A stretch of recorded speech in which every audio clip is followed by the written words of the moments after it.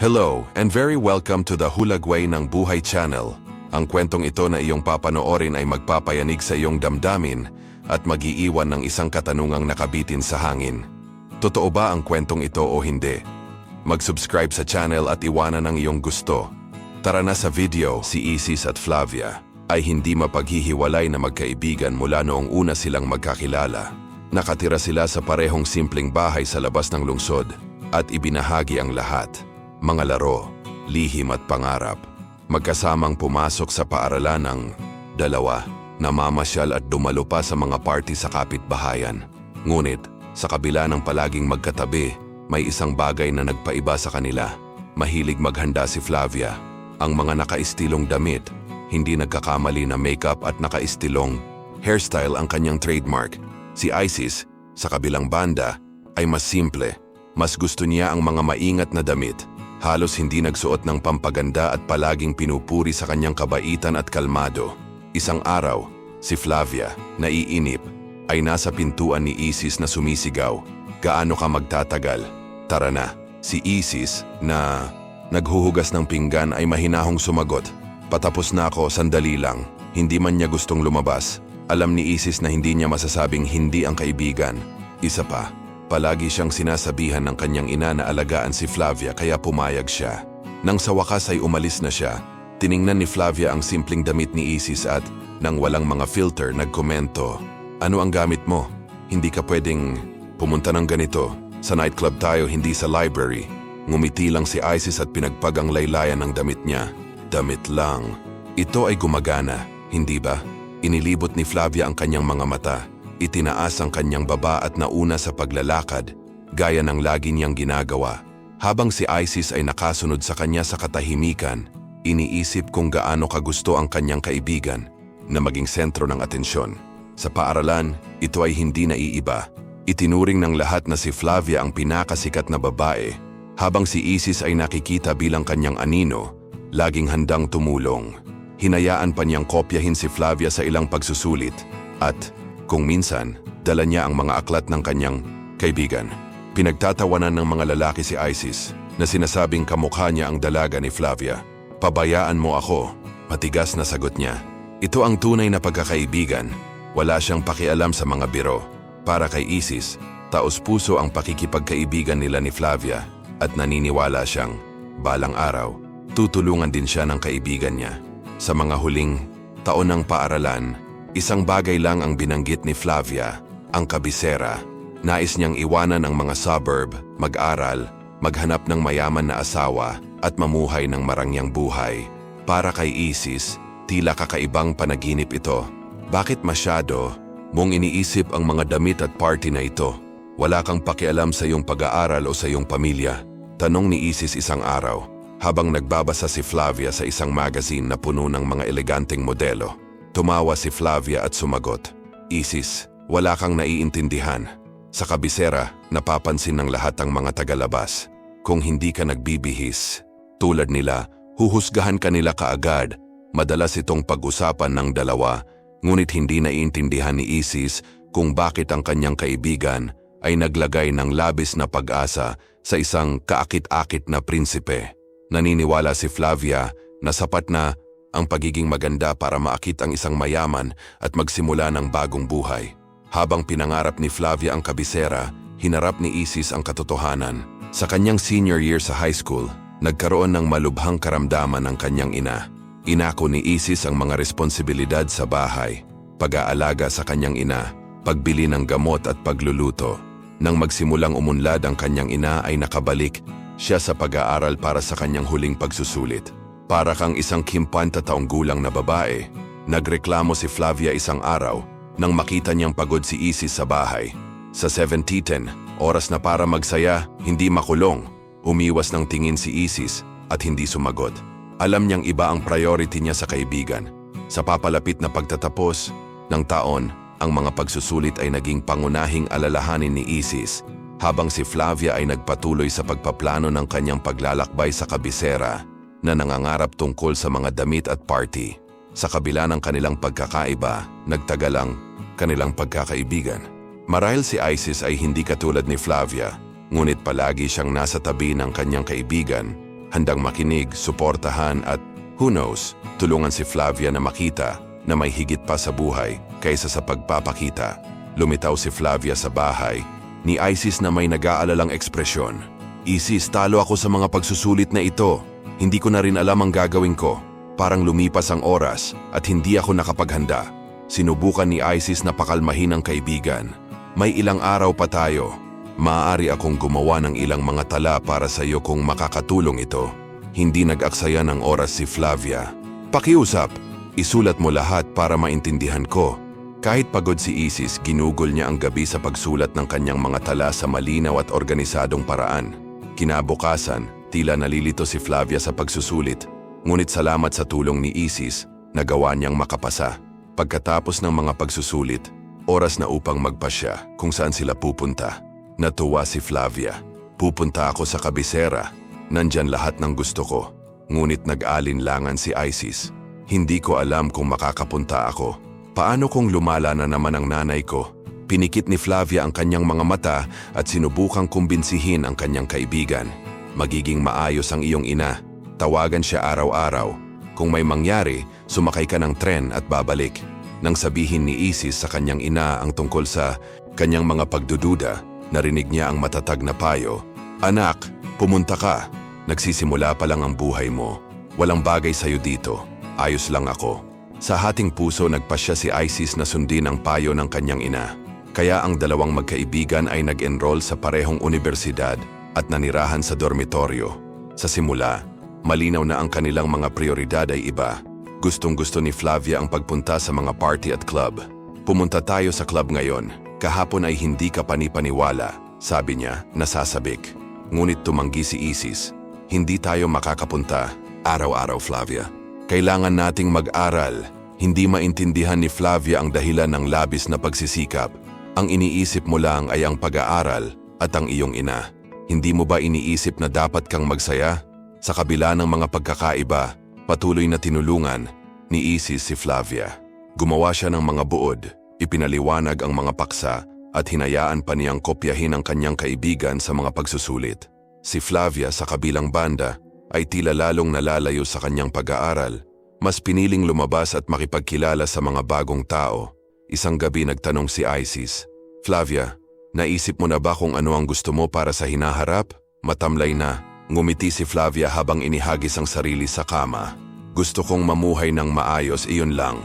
Hindi naman kailangang maging komplikado. Ganun pa man, nag-aalala pa rin si Isis. Nagsimulang magdulot ng mga problema ang mga party ng kanyang kaibigan at mapusok na pagpili. Muntik nang mapatalsik si Flavia, ngunit iginiit ni Isis na tulungan siya. Gayunpaman, nagbago ang mga bagay nang mapagtanto ni Isis na ang kanyang mga pagsisikap ay hindi pinahahalagahan. Isang araw, pagkatapos ng isa pang gabi kung saan latte, na dumating si Flavia at walang pakialam, gumawa ng desisyon si Isis. Uuwi na ako. Kailangan kong makasama ang aking ina. Si Flavia, nagambala, ay tila walang pakialam. Gawin mo ang gusto mo. Sa bahay natagpuan ni Isis ang kanyang ina, na mas mahusay at masaya sa mga nagawa ng kanyang anak na babae. Kumusta ang universidad? At si Flavia? Tanong ng ina. Nag-alinlangan si Isis. Maayos ang kolehiyo, ngunit ayaw kong pag-usapan ngayon ang tungkol kay Flavia. Sa loob-loob alam ni Isis na kailangan niyang tumuon sa sarili. Nais niyang bumuo ng isang matatag na hinaharap kahit na ang ibig sabihin nito ay sumunod sa ibang landas kaysa sa kanyang kaibigan. Si Isis ay nasa istasyon ng tren. Nagpaalam sa kanyang ina. Ang babae, ang kanyang mga kamay na magaspang mula sa pagtatrabaho sa hardin at pag-aalaga sa ilang mga hayop na natitira, ay tila marupok ngunit determinado. Pumunta ka, anak ko. Nasa unahan mo ang iyong buong buhay. Laging tumawag, ngunit huwag mag-alala tungkol sa akin. Ayos lang ako. Sa isang nahihiyang kaway, sumakay si Isis sa tren. Sinusubukang kontrolin ang kanyang pagkabalisa.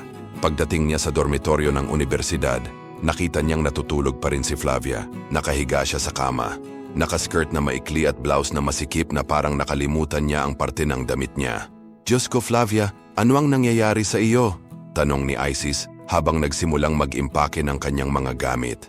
Tinatamad, na binuksan ni Flavia ang kanyang mga mata, nagkibit balikat, wala nang iba. Ine-enjoy ko lang ang buhay. Dapat mo ring subukan ito. Hindi pinansin ni Isis ang komento at nagpatuloy sa pag-aayos ng silid. Ngunit pinilit ni Flavia, nakaupo sa kama na may pilyong ng ngiti. Makinig, nakilala ko ang isang hindi kapanipaniwalang lalaki sa club kahapon. Mayaman, maganda at sobrang interesante. Siya ang aking pasaporte para sa isang mapayapang buhay. Kailangan kong manalo sa kanya. Napatigil si Isis sa ginagawa at seryosong tumingin sa kaibigan. Flavia, hindi mo alam kung sino talaga siya. Hindi mo ba naisip na mas mabuting mag-focus ka sa iyong pag-aaral at bumuo ng iyong sariling buhay? Narito ka na kasama ang iyong mga aralin sa moral. Bulong ni Flavia, halatang inis. Hindi ka kailanman naging masaya. Paano kung sumama sa akin sa club ngayon? Napabuntong hininga si Isis, pagod sa laging pagtanggi. Okay, pupunta ako. Pero saglit lang. Nang sila ay naghahanda, tiningnan ni Flavia ang mga damit ni Isis nang may pagkasuklam. Seryoso ka bang sumama sa niniting na sweater at sa kakaibang pantalon? Ito ang gusto kong isuot at ito ay komportable. Sagot ni Isis, matatag. Inilibot ni Flavia ang kanyang mga mata, ngunit hindi nagpumilit. Pagdating nila sa club, hindi komportable si Isis dahil sa malakas na musika at mga kumikislap na ilaw. Si Flavia naman ay parang nasa bahay. Diretso niyang kinaladkad ang kaibigan sa bar at nag-order ng 2 cocktail. Hindi ako iinom. Alam mo namang hindi ako mahilig sa alak, sabi ni Isis. O kung ano ang bummer, reklamo ni Flavia habang iniinom ang 2 inumin ng mag-isa. Di nagtagal, ilang kabataan ang nagsimulang lumapit at mabilis na naging sentro ng atensyon si Flavia.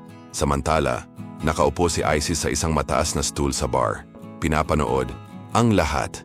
Hindi niya gusto ang kapaligirang iyon, ngunit gusto niyang maunawaan kung ano ang nakaakit kay Flavia.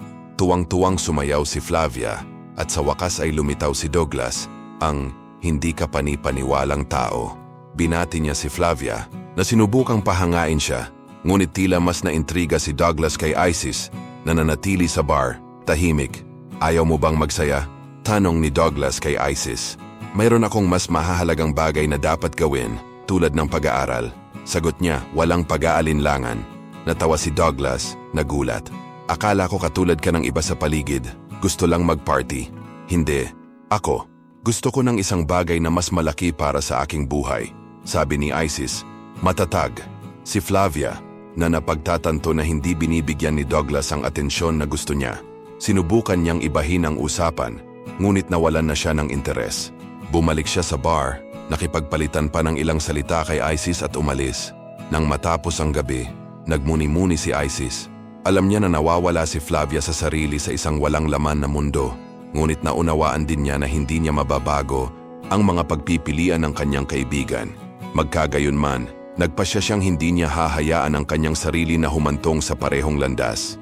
Pagkatapos ng lahat, mayroong isang hinaharap na itatayo at determinado siyang makamit ito.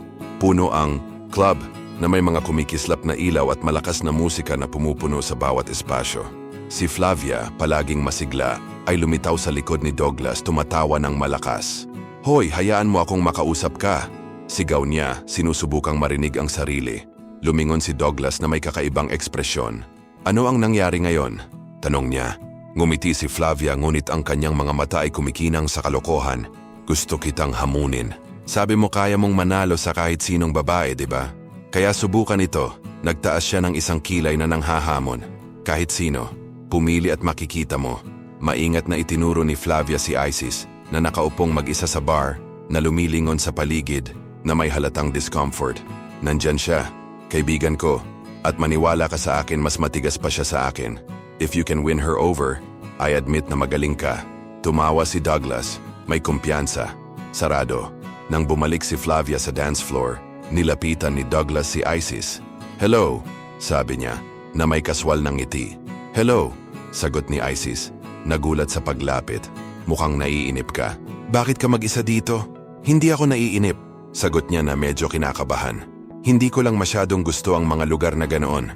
Sa tingin ko ay masyadong malakas ang musika. Malapit na akong umuwi. Sinamantala ni Douglas ang cue. Gusto mo bang samahan kita? Nag-alinlangan si Isis, tumingin kay Flavia na tuwang-tuwa na sumasayaw. Dito ka sa kanya, hindi ba? Ay hindi. Magkaibigan lang kami. Paniniguro niya, at ubili, tinanggap ni Isis. Inalok ni Douglas ang kanyang braso at sabay na umalis ang dalawa. Nakita ni Flavia ang eksena mula sa malayo at natawa sa sarili. Wala siyang makakamit, naisip niya. Minsan, sa mga tahimik na kalye ng lungsod, sinubukan ni Douglas na buhayin ang pag-uusap. Nagkukwento tungkol sa kanyang sarili at sinusubukang mapangiti siya. Sabihin sa amin ang isang bagay tungkol sa iyong sarili, tanong niya. Mausisa, walang gaanong sasabihin, sabi ni Isis. Medyo hindi komportable. Gayunpaman, mukhang determinado si Douglas. Nang makarating sila sa pinto ng kwarto ay tumabi siya para halikan siya sa pisngi, pero mabilis na napaatras si Isis. Ano ito? Nalilitong tanong niya. Wala lang, hindi lang ako sanay.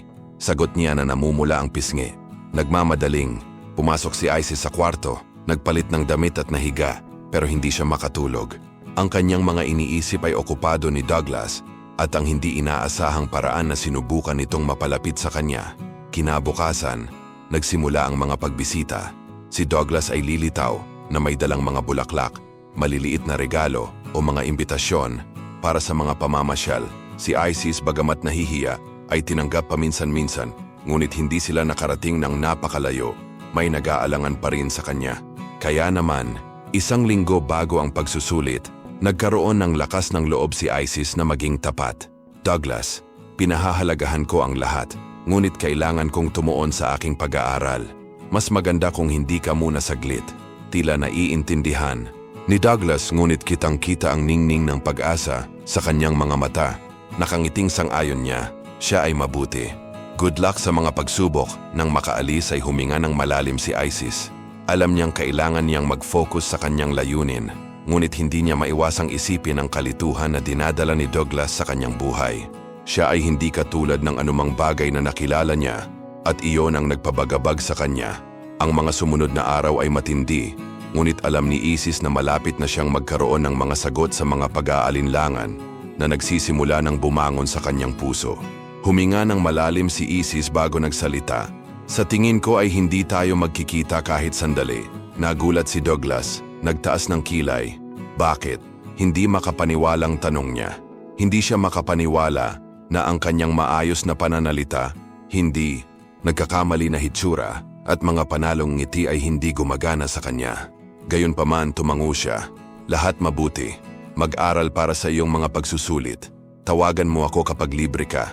Si Flavia na pinagmamasdan ang lahat mula sa malayo ay humarang kay Isis kalaunan. Ano ang nangyari sa iyo? Panimula niya na may inis na tono. Alam mo bang nagustuhan ko ang batang ito at sumama ka pa rin sa kanya? Anong klaseng kaibigan ang gumagawa nito? Sinubukan ni Isis na manatiling kalmado. Flavia, pasensya na. Siya mismo ang nag-imbita sa akin. Akala ko walang magiging problema since magkaibigan lang naman kayo. Mga kaibigan, nginisian si Flavia. Iniikot ang kanyang mga mata at naka-cross arms na halatang bigo. Lumipas ang mga araw at matagumpay na natapos ni Isis ang kanyang mga pagsusulit. Upang magdiwang, nagpasya siyang bisitahin ang kanyang ina. Pagdating niya sa bahay, nagsimula siyang magkwento tungkol kay Douglas. Nanay, napakaganda niya. Kailangan mo siyang makilala.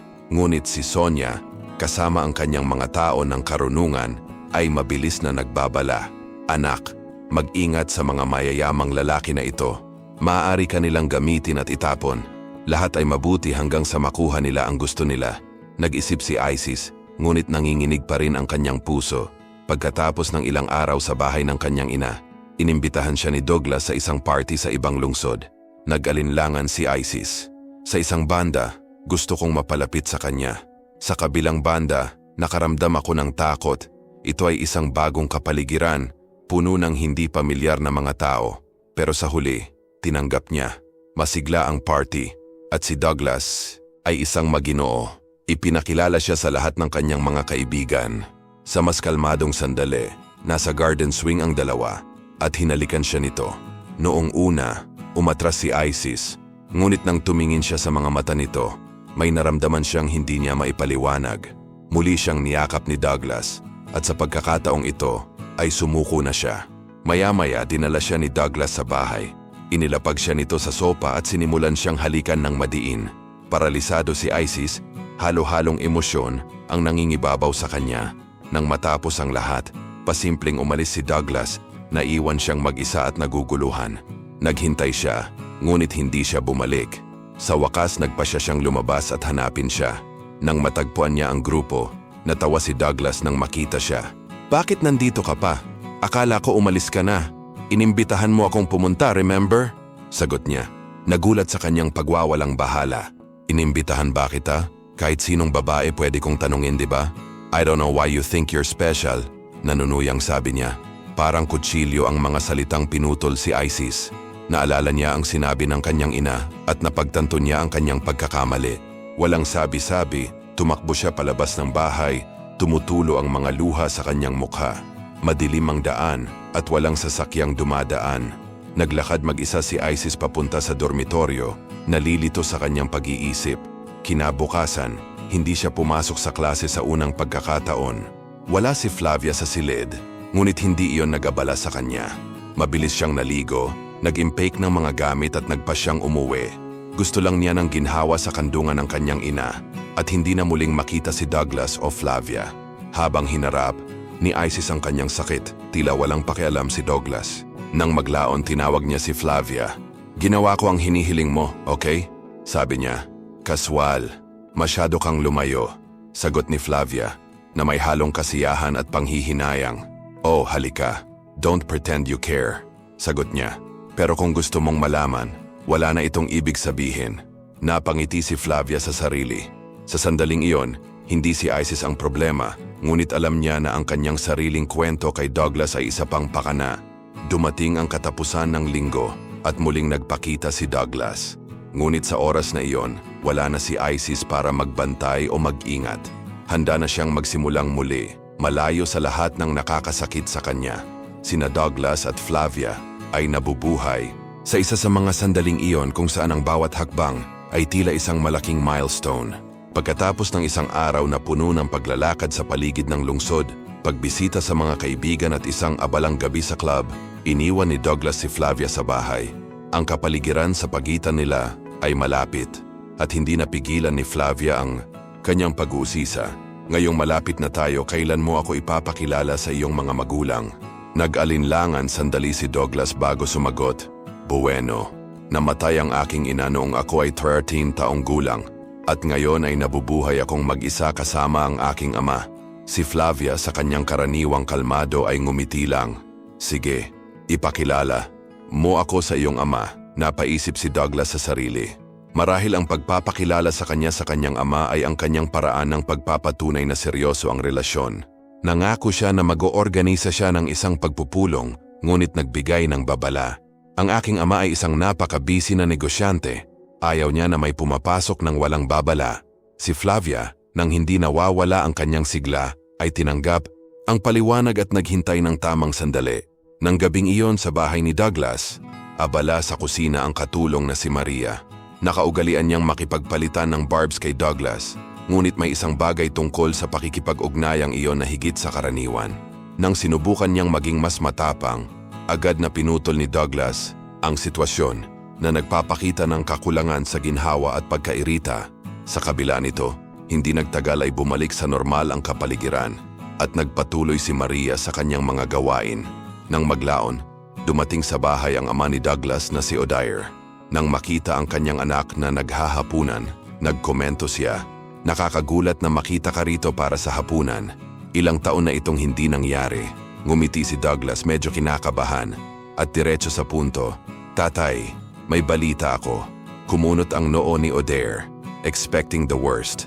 "Nakilala ko ang isang hindi kapanipaniwalang babae, si Flavia. Gusto ko siyang ipakilala sa'yo." Bago makapagpatuloy si Douglas, sumabad si Odair. "Buntis ba siya?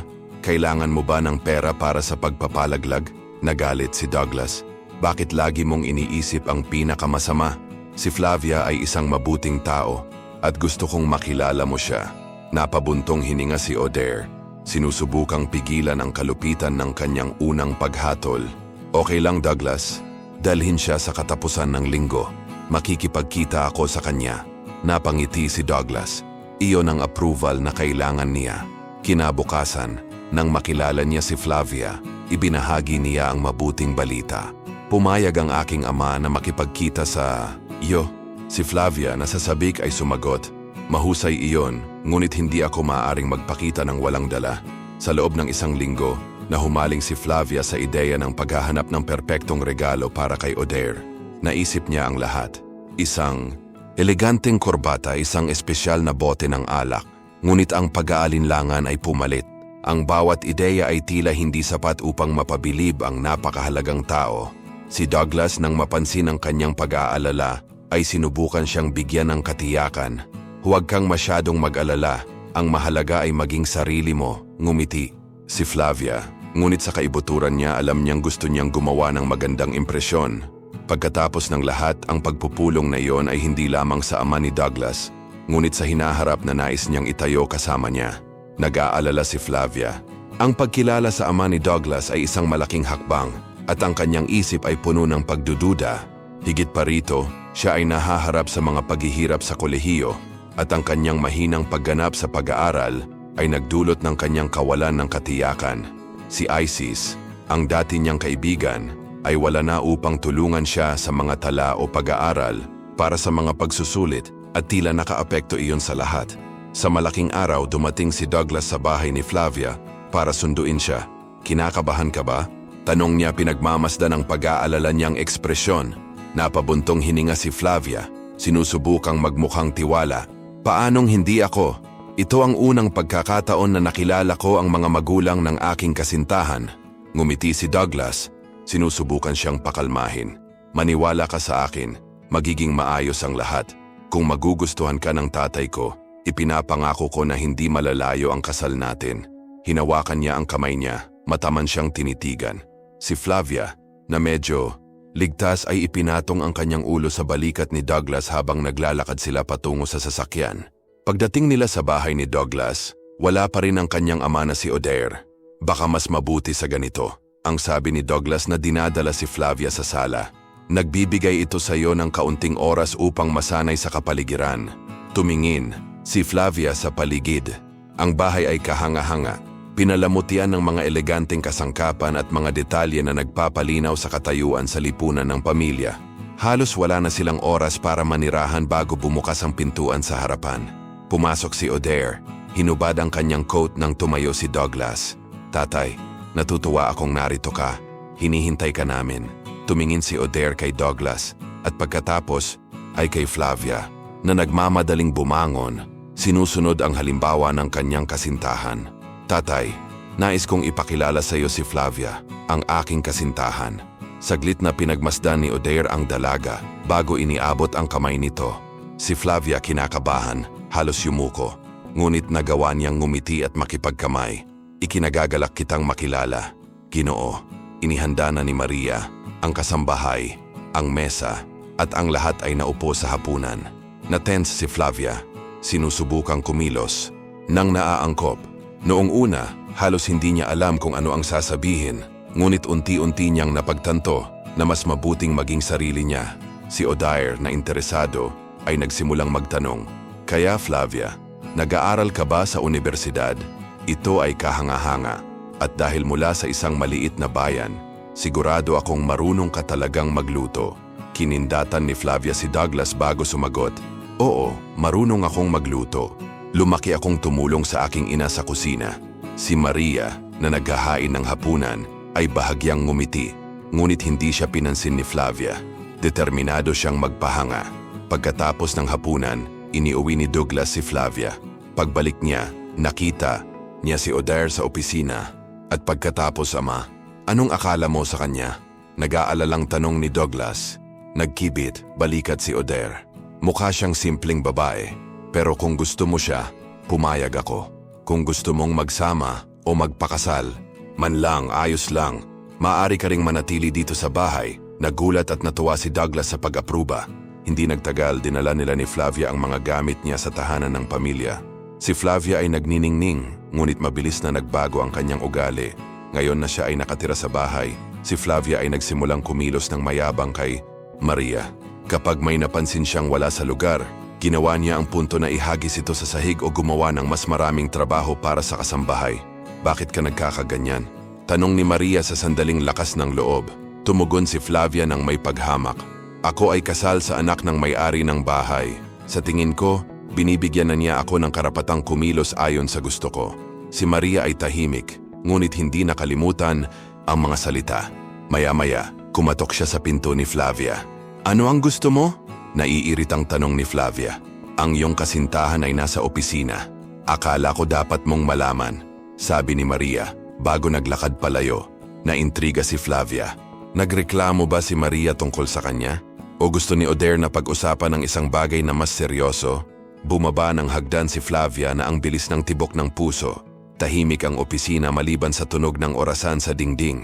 Pagkapasok niya, naghihintay sa kanya si Oder, ang ama ni Douglas, na nakaupo sa kanyang leather armchair. Halika, maupo ka, Wania, na may nakakatakot ng ngiti. Umupo si Flavia sa upuan sa harap ng mesa. Mukhang takot na tuta. Ano ang nangyayari sa iyo? Mukhang kinakabahan ka. Nakakunot ang noo niyang tanong. Hindi ako kinakabahan. Hindi ko lang maintindihan kung bakit mo ako pinatawag dito. Sagot niya na pilit na kinalma. Huminga ng malalim si Oder. Gusto kong pag-usapan ang tungkol kay Douglas. May trabaho siya dito sa akin, pero parang hindi niya gusto. Hindi siya masigla. At sa tingin ko kailangan niya ng pagbabago. Itinagilid ni Flavia ang kanyang ulo. Sinusubukang unawain kung ano ang kanyang naiisip at ano ang maaari kong gawin tungkol dito.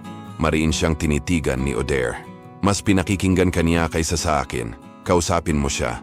Kumbinsihin siyang maghanap ng trabahong makapagpapasaya sa kanya kahit malayo ito rito. Tumango si Flavia, nangakong kakausapin si Douglas. Bumalik. Sa kanyang silid humiga siya sa kama, nawalan ng pag-iisip. Ang lahat ay tila kakaiba. Ngunit sa parehong oras na dama niya ang bahagi ng isang bagay na mas malaki. Itinuring siya ni Oder na parang isang taong mahalaga, na para bang bahagi talaga siya ng pamilyang yon. Makalipas ang ilang minuto, pumasok si Douglas sa kwarto at nadatnan siyang nakatitig sa kisame. Ano ang iniisip mo? Tanong niya sabay upo sa tabi niya. Ang sinabi sa akin ng iyong ama ngayon. Nais niyang makahanap ka ng isang bagay na talagang kinagigiliwan mong gawin na nagmumula sa kanyang anino. Bahagyang ngumiti si Douglas at sumagot, at bakit ako magsisikap kung ang aking ama ay mayroon ng maraming pera? Tumingin sa kanya si Flavia, nagulat, ngunit nagpasya na huwag siyang pilitin. I just think you should consider it. Mahina niyang sabi. Tumawa si Douglas at niyakap siya. Huwag kang mag-alala. Aayusin ko ang mga bagay sa aking paraan. Lumipas ang mga linggo at patuloy na namuhay si Douglas ng walang pag-aalala, kasama si Flavia sa mga club at event araw-araw. Ang trabaho para sa kanya ay tila isang walang katuturang detalye. Isang araw, nang aalis na sila, hinarang sila ni Oder. Sa Salaway, saan sila pupunta ngayon? Tanong niya sa magiliw na tono, bagamat halata sa kanyang mga mata ang pagod. Itay, wag na po sana magsimula. Ang sagot ni Douglas na naiirita na. Napabuntong hininga si Oder, umupo sa malapit na upuan. Hindi ako naririto upang makipag-away, ngunit kailangan kong maunawaan mo ang isang bagay. Hindi na ako magkakaroon ng ganoon karaming oras para asikasuhin ang lahat. May mga kasosyo ang kumpanya, at kung aalis ako nang hindi iniiwang maayos ang mga bagay, maaaring masira ang lahat. Umiwas ng tingin si Douglas, walang kibo. At bakit iyon ang magiging problema ko? Damang-dama ang katahimikan sa kwarto. Si Flavia na hindi komportable ay sinubukang bawasan ang tensyon, ngunit hindi pinansin ng dalawa. Sa wakas, tumayo si Douglas, kinuha ang kanyang Amerikana at sinabi, "Halika, Flavia, hindi natin kailangang marinig iyon." Si Oder ay nanatiling nakaupo, pinapanood ang kanyang anak na umalis kasama ang kanyang kasintahan. Iniisip niya kung anong oras siya nawalan ng kontrol. Kinaumagahan habang naglalakad sila sa club, lumingon si Douglas kay Flavia na may ngiti sa kanyang mukha. "Papakasalan mo ba ako?" Tumawa siya tulad ng ginawa niya noon, ngunit sa pagkakataong ito ay sumagot siya, "Oo, Douglas. Gusto kitang pakasalan." Ipinagdiwang ng mag-asawa ang sandali, ngunit hindi nag-aksaya ng oras si Douglas. Pumunta siya sa opisina ng kanyang ama noong araw na iyon. "Tatay, kailangan kitang makausap." Tumingin sa kanya si Oder na may pagdududa. "Tungkol saan?" "Hiniling ko kay Flavia na pakasalan ako at kailangan ko ang iyong tulong sa pagbili ng singsing. Isang bagay na espesyal. Alam mo?" Natahimik si Oder ng ilang segundo bago sumagot, "Sana alam mo ang iyong ginagawa." Ngumiti si Douglas, tiyak na. Sa pagkakataong ito, kontrolado na ang mga bagay. Hindi nag-atubili si Douglas na gawin ang kahilingan. Sa isang walang malasakit na ngiti, sinabi niya sa kanyang ama, "Pangako na tutulungan mo kami. Gusto kong pakasalan si Flavia sa lalong madaling panahon at magsimula ng isang pamilya." Napabuntong hininga ang ama, napapailing habang pinagmamasdan ang anak. Para kay Douglas, parang pera ang sagot sa lahat. "Okay, pero alam mong magkakaroon ka ng mga responsibilidad pagkatapos nito, di ba?" Sagot ng ama. Hindi sumagot si Douglas. Tumakbo lang siya sa hagdan para sabihin kay Flavia ang balita. Pumasok siya sa silid na puno ng lakas kaya natakot siya. "Magpakasal tayo," tuwang-tuwang anunsyo niya. Ngumiti si Flavia ngunit nanatiling nag-iisip. Parang masyadong mabilis iyon. Gayunpaman, nagsimula siyang magplano ng mga detalye. Pipiliin niya ang damit, iisipin ang seremonya, ngunit may bumabagabag sa kanya. Nang maglaon, nakahiga sa kama, nagtanong siya, "Douglas, hindi ba tayo nagmamadali?" Tiningnan niya ito ng mabuti, ngunit umiiwas ang sagot nito. "Siyempre, maglaan tayo ng panahon. Huwag kang mag-alala, mahal kita." Sa kaibuturan ng puso, natakot si Douglas na kapag nagpakasal, hihilingin ng kanyang ama na tanggapin niya ang mga pananagutan sa pananalapi. Kaya naman, nagpatuloy silang manirahan sa bahay ng kanilang ama nang hindi nagmamadaling baguhin ang sitwasyon.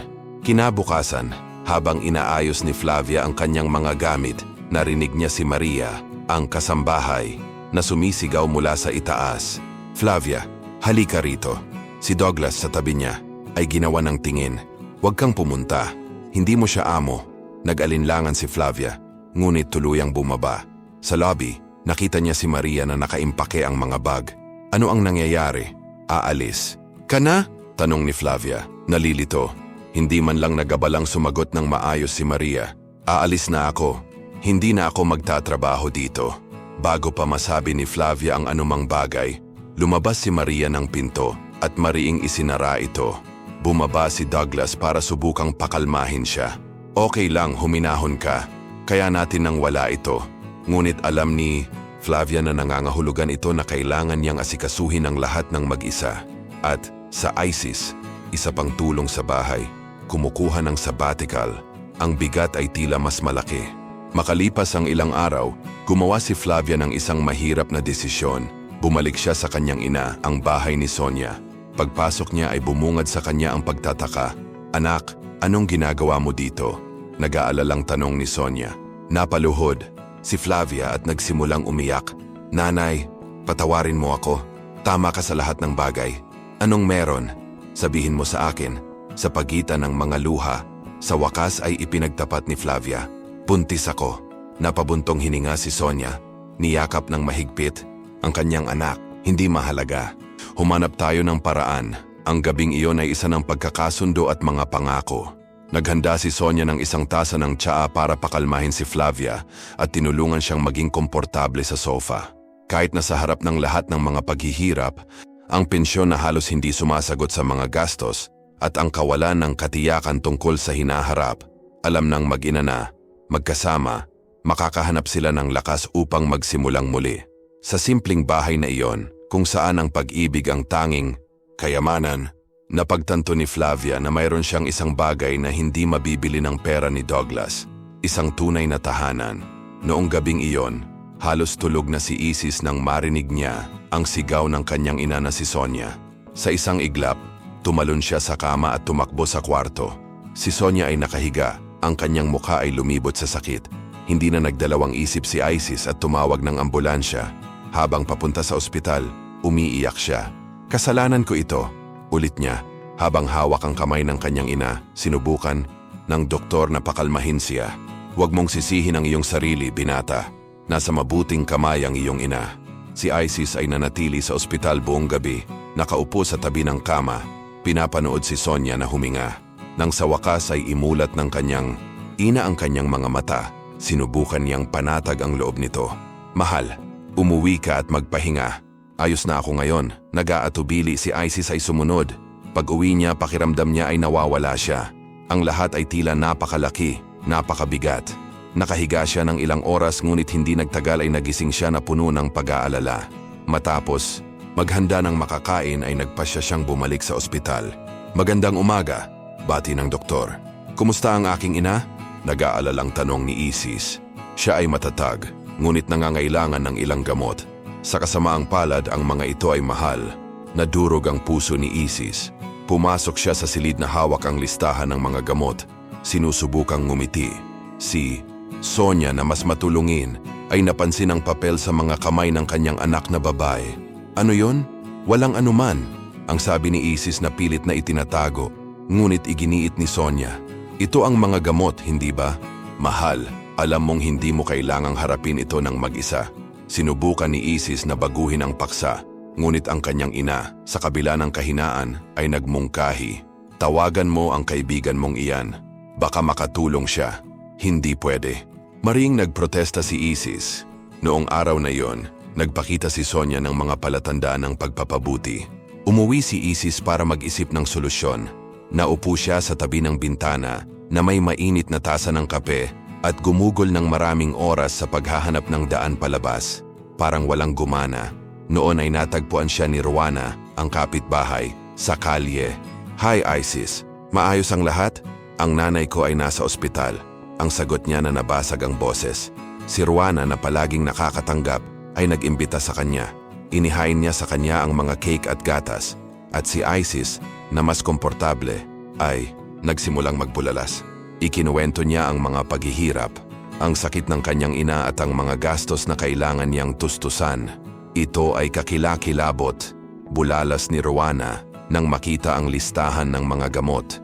Paano mo babayaran ang lahat ng ito? Napabuntong hininga si Isis, hindi alam ang sasabihin. Noon niya tiningnan ang kanyang katabi na may ideya sa kanyang isipan. Ruana, maaari ba akong humingi ng pabor? Simula niya, nag-aalangan.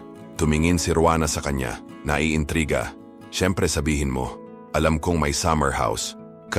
Maaari ba akong manatili doon ng ilang sandali? Hanggang sa ayusin ko ang mga bagay-bagay kasama ang aking ina. Nag-isip si Ruana, ngunit hindi nagtagal ay ngumiti. Wala akong nakikitang problema, Isis. Pero ipangako mo sa akin na kapag may nangyaring mali, sasabihin mo sa akin. Sa suporta ng kanyang kapitbahay, nadama ni Isis ang isang bagong pag-asa na ipinanganak. Kahit gaano kahirap ang paglalakbay, alam kong hindi ako nag-iisa. Puno ng pag-aalala si Isis. Alam niya na ang kanyang ina, si Sonia, ay nangangailangan ng pangangalaga. Ngunit alam din niya na ang sitwasyon ay mahirap. Nauubos na ang pera at ang pinakamahalaga ngayon ay ang pagtiyak na okay si Sonia. Nang walang sinasabi sa kanyang ina, gumawa siya ng isang mahirap na desisyon. Ibinebenta niya ang bahay. Hindi yon ang gusto niya, ngunit naniniwala siyang kailangan ito. Umaasa siya na sa kanyang nakuha, makakabili siya ng kwarto sa isang shared apartment. Mabilis na lumitaw ang mga mamimili at naibenta ang bahay, hindi para sa presyong inaasahan ni Isis, ngunit sapat upang magarantiya ang kanilang kaligtasan. Nagpasalamat siya sa lahat at, sa tulong ni Ruana, ang kapitbahay, ay naimbak ang karamihan ng mga kasangkapan sa bahay ng tag-init ni Ruana. Doon, nagsimula siya ng isang bagong yugto, sinusubukang harapin ang tila imposible. Kinabukasan, inalagaan ni Isis ang gamot na kailangan ng kanyang ina, habang si Sonia ay nasa ospital na nagpapagaling. Lumipat siya sa summer house, ngunit kahit doon parang may kulang. Hindi siya lubusang makapagpahinga. Maliit at simple lang ang bahay, ngunit alam ni Isis na kailangan niyang magpatuloy, gawin ang kanyang makakaya para magarantiya ang kinabukasan ng kanyang ina. Binili niya ang lahat ng kinakailangang gamot at, sa tulong ng doktor, nakita niyang bumuti si Sonia.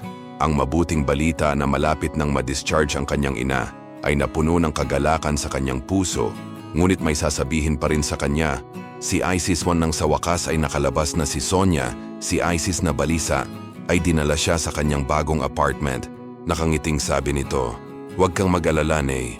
May sorpresa ako sa iyo. Nakarent na kami ng mas komportabling lugar." Mukhang nagulat si Sonia, ngunit hindi naghinala ng anuman. Siya ay masaya para sa kanyang anak na babae at nagpapasalamat sa labis na pangangalaga. Sa sumunod na ilang linggo, habang sinisikap ng dalaga na pagsama-samahin ang kanyang buhay, ang apartment na nakita ni Isis ay tila ang pinakamagandang bagay na magagawa niya sa natitira sa pera mula sa pagbebenta ng bahay. Gayunpaman lumilipas ang oras at sa lalong madaling panahon wala na akong mapagkukunan upang magpatuloy. Hindi niya alam kung paano ito sasabihin sa kanyang ina. Noon isang tahimik na gabi, may kumatok sa pinto. Si Rowena, ang kapitbahay. Nang makita siya ni Isis, hindi niya alam kung paano magre-react. Siya ay labis na nag-aalala tungkol sa sitwasyon na halos wala siyang oras upang magpaliwanag. Si Rowena, sa pagpasok, ay nagtanong ng isang simpleng tanong. Ngunit isa na tila napakalaki kay Isis. Bakit mo ginawa ang lahat ng ito, aking kaibigan? Ang mga salitang nahuli sa lalamunan ni Isis at sumagot siya, hindi ko alam kung ano ang gagawin. Naging tense ang atmosphere. Umupo si Rowena habang si Sonia, na walang naiintindihan, ay nasa kusina kasama nila. Biglang parang gumuho ang lahat. Nang maglaon, sa kwarto sinabi ni Sonia na pagod siya at natulog. Ngunit nang pumasok si Isis para tingnan siya, may napansin siyang kakaiba. Si Sonia ay hindi kumikibo, nakahiga sa sofa, hindi gumagalaw. Sinubukan siyang tawagan ni Isis, ngunit hindi sumasagot ang kanyang ina. Sa takot, humingi ng tulong. Ang dalaga kay Rowena, na mabilis na nagmungkahi na tumawag ng ambulansya. Nanginginig ang mga kamay ni Isis, nagpapanik siya. Hindi ko alam ang gagawin ko. Nang dumating ang ambulansya, dinala si Sonia sa ospital. At si Isis, na nabigla pa rin, ay hindi man lang nakapagtanong tungkol sa kalusugan ng kanyang ina. Siya mismo ay nasa kakilakilabot na kalagayan. Ang tila isang matinding sakit ay naging mas seryoso. Buntis si Isis at nagulat siya sa balita. Pakiramdam niya ay hindi niya kakayanin ang lahat, ngunit kailangan niyang manatiling matatag. Makalipas ang ilang oras, nang tuluyang huminahon ang sitwasyon, alam ni Isis na inaalaga ang mabuti ang kanyang ina. Kinailangan din niyang sumailalim sa mga pagsusulit dahil nasa advanced stage na ang kanyang pagbubuntis. At kaya, mula sa isang sandali ng matinding paghihirap, isang hindi inaasahang pangyayari ang nangyari. Nakatanggap si Isis ng isang maliit na regalo ng buhay. Isang batang lalaki na maitim ang balat na ngayon ay nasa kanyang mga bisig na nagdadala sa kanya ng pangako ng isang bagong simula. Natahimik si Isis, hindi alam kung ano ang iisipin. Hinawakan niya si Jorge, nakatingin sa kisame. Napakaraming nangyari ng sabay-sabay. Ang pagkamatay ng kanyang ina si Sonia ay biglang nangyari at hindi nagawang iproseso ng dalaga ang lahat ng nangyayari. Pero ang totoo ngayon, may baby na siyang aalagaan. Hindi na niya kayang pabayaan ang sarili, kailangan niyang manindigan para sa kanya. Nang pumasok ang nurse sa silid at sinabing oras na para umalis, alam ni Isis na sa kabila ng lahat hindi siya maaaring manatili doon ng matagal. Ngunit ang mundo sa labas ng ospital ay tila napakalaki at nakakatakot. Si Rowena, ang kapitbahay, ay naghihintay sa labas handang tumulong. Nagdala siya ng cup ng bata, simple, ngunit napakaganda nito kay Jorge. Nagpasalamat si Isis, ngunit hindi niya maiwasang makaramdam ng matinding pagkadismaya. Napakabilis ng lahat ng nangyayari at wala siyang panahon para paghandaan ang lahat ng darating. Pagdating niya sa kanyang bagong apartment, kung saan siya nakatira ngayon kasama ang kanyang sanggol, iminungkahi ni Rowena na pumunta siya sa tindahan para bumili ng kailangan niya. Si Isis pagod na pagod, gustong tumanggi, ngunit alam niyang hindi niya kayang gawin ang lahat ng mag-isa. Nakaramdam siya ng pagod, walang lakas. Higit pa rito, kailangan niyang harapin ang libing ng kanyang ina, habang sinusubukang unawain din ang responsibilidad ng pagiging ina. Sa tulong ni Rowena, inihanda ni Isis ang sarili para sa mahihirap na araw sa hinaharap. Sa libing, naramdaman niya ang bigat ng luha na hindi na niya napigilan. Ngunit nang may lumapit na babae at mariing sinabing, "Hindi ka pwedeng sumuko ngayon, may anak ka na at kailangan ka niya," may nagbago sa loob niya. Ang salitang iyon, ang nagpaunawa sa kanya na, sa kabila ng lahat, kailangan niyang maging matatag, na hindi niya kayang iwan ang maliit na si Jorge nang wala ang kanyang ina. Napakasakit, ngunit mas malaki ang responsibilidad. Alam ni Isis na ngayon ay hindi na niya papayagan ang sarili na manghina. May anak siyang aalagaan at kailangan siya nito. Pagkatapos ng libing, inakbayan ni Isis si Jorge at mag-isa umuwi. Alam niyang kailangan niyang humanap ng paraan para mabuhay, makakuha ng pera para sa apartment at mga gamit ng sanggol. Ngunit wala siyang ideya kung paano niya ito gagawin. Muling nag-alok ng tulong si Rowena at bagamat ipinagmamalaki ni Isis at gusto niyang gawin ang lahat, alam niyang wala siyang pagpipilian. Kung gusto mong bigyan ng magandang buhay ang iyong anak, kailangan mong tumanggap ng suporta mula sa iba. kahit na mahirap.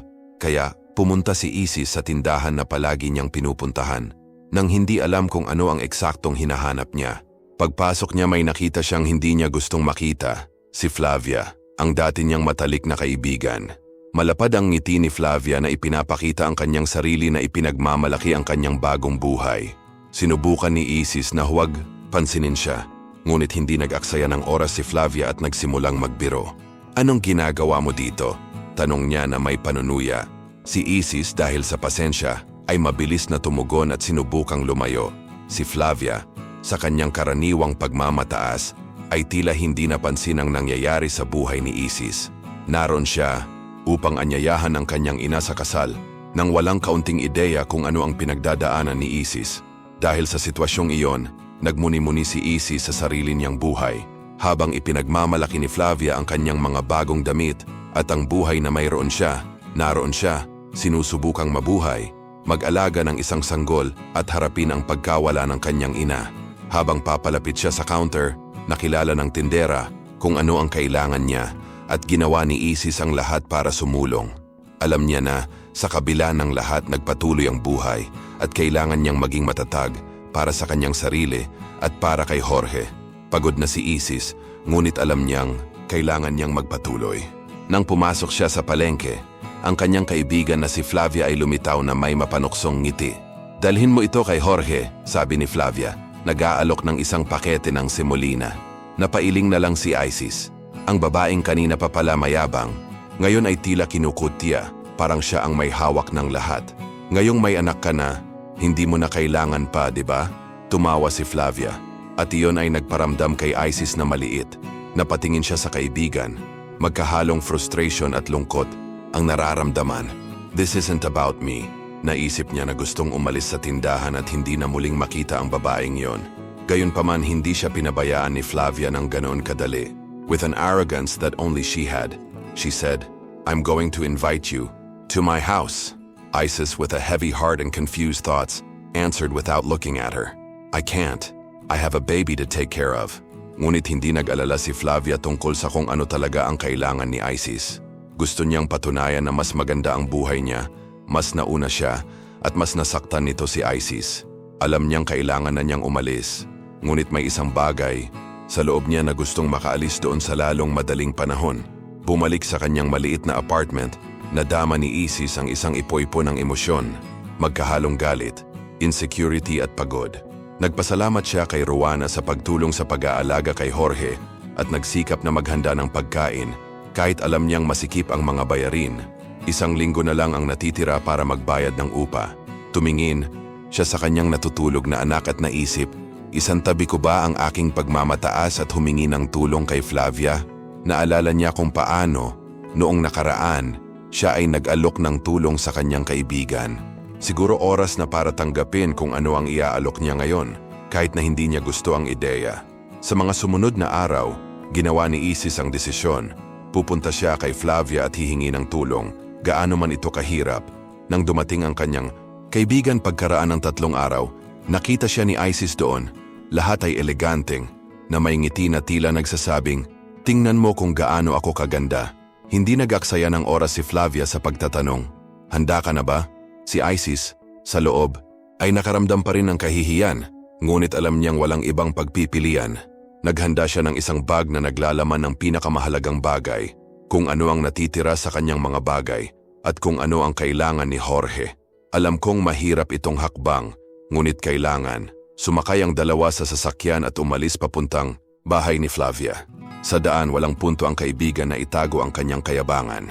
"Nakuha mo lahat ng gusto mo, tama ba?" Napabuntong hininga na lang si Isis na walang pasensya na sumagot. Wala na siyang pakialam sa mga biro ni Flavia.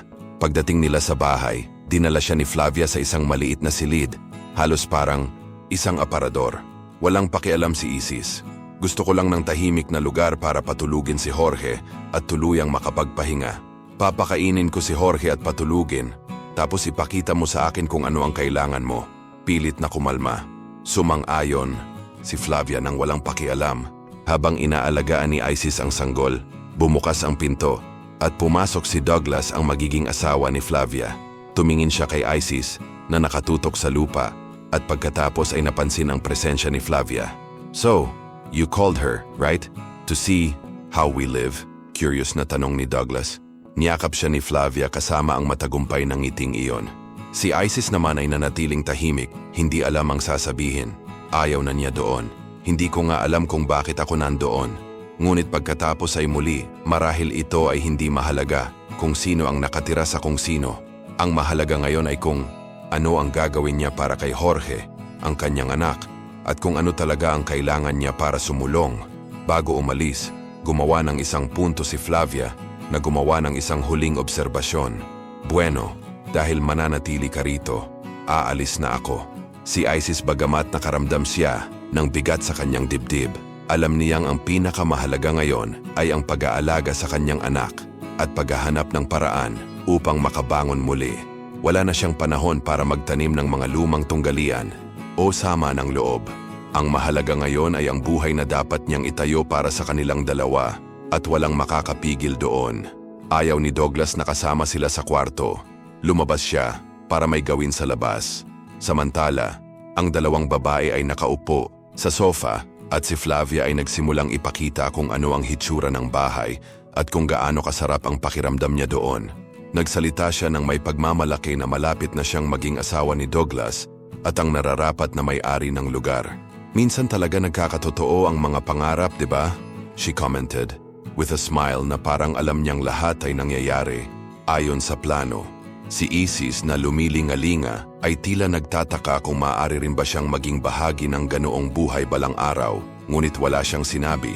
Pagkatapos si Flavia, na may medyo seryosong ekspresyon ay nagtanong, "Maaari ka bang maghanda ng hapunan?" Si Isis medyo nagulat ay sumagot, "Siyempre gusto ko, ngunit bakit hindi mo subukan? Alam mo na ilang linggo na ang nakalipas, ang aming kasambahay ay huminto at ngayon ako ay mag-isa sa kusina. Hindi ako isang mahusay na magluto, ngunit sinusubukan ko." Ngumiti si Flavia, halos matawa, at sumagot, "Alam mo, hindi ako magaling sa kusina, ngunit may mga sangkap sa pantry. Kaya mo." Hindi alam ang eksaktong gagawin. Tumayo si Isis at sinundan si Flavia sa kusina. Ipinakita sa kanya ni Flavia kung nasaan ang mga bagay at iniwan siyang mag-isa doon. Si Isis ay gumugol ng halos 2 oras sa kusina, sinusubukang maghanda ng isang bagay na simple.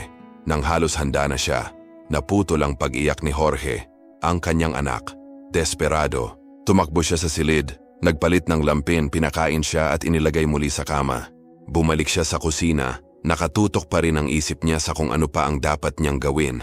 Pagod na pagod siya, ngunit alam niyang kailangan niyang magpatuloy. Pagkatapos ng lahat, ayaw niyang biguin si Flavia. Hindi nagtagal, umuwi si Odair, asawa ni Flavia, at habang naglalakad siya sa pintuan, may napansin siyang kakaiba sa hangin. "Oh my God, anong amoy yan sa bahay namin?" tanong niya na mukhang kahina-hinala.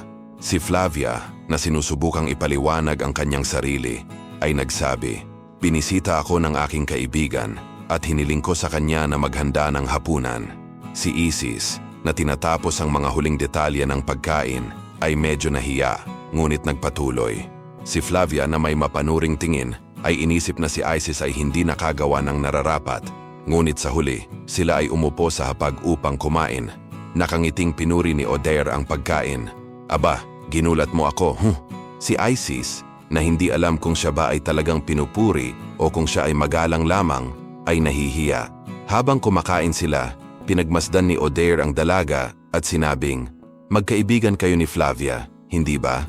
Si Isis, na muntik nang tumalon sa mesa sa kahihiyan, ay tumingin sa ibaba, hindi alam kung ano ang isasagot. Sinubukan ni Flavia na pakalmahin ang sitwasyon. "Tumahimik ka, Isis, manatiling kalmado." Ngunit sa lalong madaling panahon, si Douglas, ang magiging asawa ni Flavia, ay sumabad. "Hayaan mo akong magsalita, ama," sabi niya, lumingon sa kanyang ama. "Ako pa rin ang may-ari nitong bahay. Gusto kong mag-alok ng trabaho kay Isis, kahit pansamantala lang." Si Isis, nagulat, ay nagtanong, "Anong trabaho?" Tumingin siya sa paligid, hindi niya maintindihan. Wala siyang karanasan, hindi niya alam kung ano ang magagawa niya. Malumanay na ngumiti si Douglas at sinabing, "Kung tatanggapin mo, maaari kang manatili rito, tumulong kay Flavia sa mga gawaing bahay. Makakatulong ka sa paglilinis at iba pang bagay." Si Isis ay nag-alinlangan, nag-isip at nagpaliwanag. Mayroon akong isang maliit na anak na lalaki at wala akong mapag-iwanan sa kanya. Napatingin siya sa pintuan ng silid kung saan natutulog si Jorge. Ramdam niya ang responsibilidad ng pagiging ina at ayaw niyang iwan ang anak na mag-isa. Douglas, sensing his concern, said, "Don't worry. See, he's calm for now. You can stay here and then we'll find a solution." Napatingin sa kanya si Isis. Magkahalong pasasalamat at discomfort ang nararamdaman. Hindi niya alam kung tatanggapin ito o hindi. Ngunit alam ng isang bahagi niya na maaaring maging mahalagang pagkakataon ito para sa kanya at sa kanyang anak. Pagkatapos ng lahat, ang higit na kailangan niya sa sandaling iyon ay tulong at, marahil, oras na upang isantabi ang kanyang pagmamataas. Tahimik na tinanggap ni Isis ang panukala ni Douglas. Pakiramdam niya ay wala na siyang ibang pagpipilian.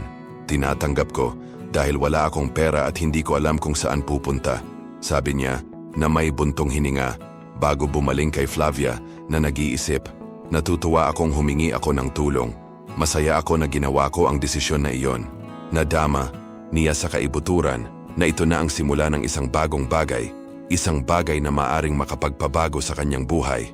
Araw-araw, naiisip niya kung ano ang magiging masarap na almusal, tanghalian at hapunan. Palaging may ginawang may pag-iingat, gaya ng tila iniaalok ni Flavia.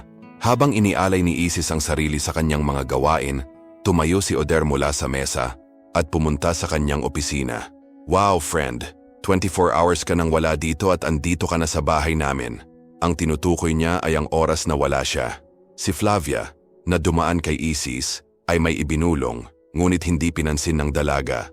Nakatuon siya sa kung ano ang dapat niyang gawin, pag-aasikaso sa mga gawaing bahay at, paminsan-minsan, napapalingon sa kanyang anak na gaya ng binanggit ni Oder, halos buong araw ay tahimik. Sa sobrang tulog niya, ay inisip pa ni Isis kung ayos lang ba ang lahat sa kanya pero lagi siyang pinapakain nito kapag nagising siya. Lumipas ang oras at nagsimulang masanay si Isis sa kanyang bagong gawain. Minsan dinadala siya ng driver sa pamimili at kung minsan naman ay dinadala niya ang sanggol sa baby carrier na magiliw na binili ng kanyang amo para sa kanya. Ngunit madalas niyang iniiwan ang sanggol sa bahay upang mag-isa sa pamimili dahil mahimbing na natutulog ang bata habang inaasikaso niya ang mga gawaing bahay. Tila nagustuhan ni Flavia na laging nanonood ng mabuti ang gawa ni Isis, ngunit ang kanyang ama si Douglas ay hindi katulad ng opinyon. "Why do we need her? She has no training or good references." Minsan niyang sinabi na may kahina-hinalang tingin, ngunit hindi sumagot si Douglas. "Alam kong ginagawa ni Isis ang lahat ng kanyang makakaya." Siya mismo ang umamin na kung sino pa man ay hindi niya ito tatanggapin, ngunit kontento na siya sa takbo ng mga bagay-bagay. Samantala, nagrereklamo si Oder tungkol sa isang maliit na detalye. "Hindi siya gumagawa ng mga salad sa paraang gusto ko," anya ng may hangin, habang si Flavia na nakangiti ay nagkomento sa kanya. "Kadadating lang niya, Oder. Nag-aaral pa tayo. Hindi gaanong alam ni Isis kung paano pasayahin ang lahat sa bahay, ngunit sinusubukan niya at iyon ang mahalaga." Medyo nabigla siya pero ayaw niyang ipakita. Pagpasok ni Isis sa opisina ni Oder, medyo nahihiya siya. "Pwede ba akong pumasok?" tanong niya, ang kanyang ulo sa pinto. "Of course." Walang pag-aalinlangan niyang sagot. Kinakabahan siyang tumingin sa kanya at sinabing, "Alam kong gusto mo talaga ng kape pero hindi ko alam kung gaano karaming asukal ang idadagdag para gawin ito sa paraang gusto mo. Gusto kong itama ito, ngunit hindi ko alam." Natawa si Oder, naantig sa kanyang kainosentehan. "Are you kidding me?" tanong niya. Natutuwa sa kung gaano niya inilaan ang sarili sa bahay, kahit na hindi niya alam ang tungkol sa kanyang mga kagustuhan. "Huwag kang mag-alala, simple lang. Lagyan mo lang ng platito at ako na ang bahala sa iba," malumanay niyang paliwanag, sabay ngiti sa kanya. Nagulat si Isis, nahihiya na hindi niya ito naisip kanina, pero gumaan ang pakiramdam niya. Gayunpaman, hindi naging maayos ang lahat. Si Flavia, na halatang inis na, ay lumapit kay Isis at sinabing may panunuyang tono, "Bakit ka natahimik? Tinatamad ka ba?" Si Isis nagulat, hindi masyadong naintindihan. "Hindi ako tamad, Flavia," sagot niya, sinusubukang manatiling kalmado. Si Flavia, na may banayad na pagmamataas, ay iginiit. "Napakakaibigan mo noong una, ngunit ngayon ako, ang iyong boss, at kailangan mong sundin ang aking mga utos. Maliwanag ba iyon? Lalong bumigat ang tensyon sa hangin, at si Isis na may buntong hininga ay umalis ng walang sinasabi. Hindi niya tiningnan si Flavia, na patuloy na nakikipag-usap sa sarili.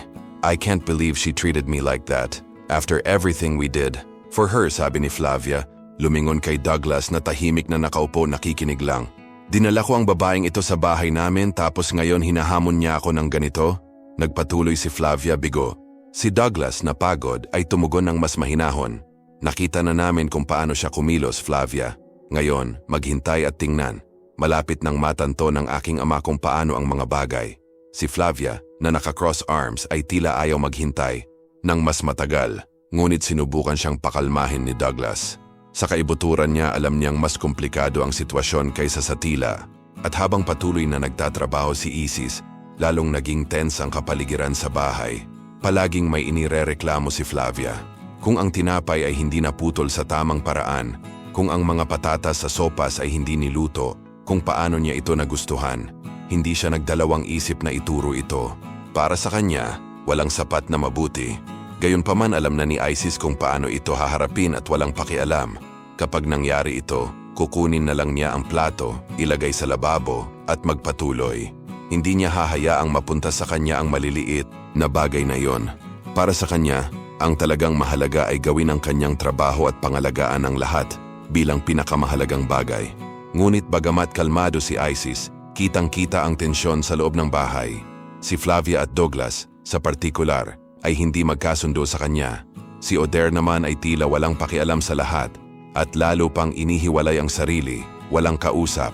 Pag-uwi niya, uuwi siya ng mas maaga kaysa sa karaniwan niyang ginagawa bago sila tumira at makakasalubong si Isis sa hapagkainan. Sabay silang kumain, nag-usap at pagkatapos ay pumunta siya sa kanyang silid.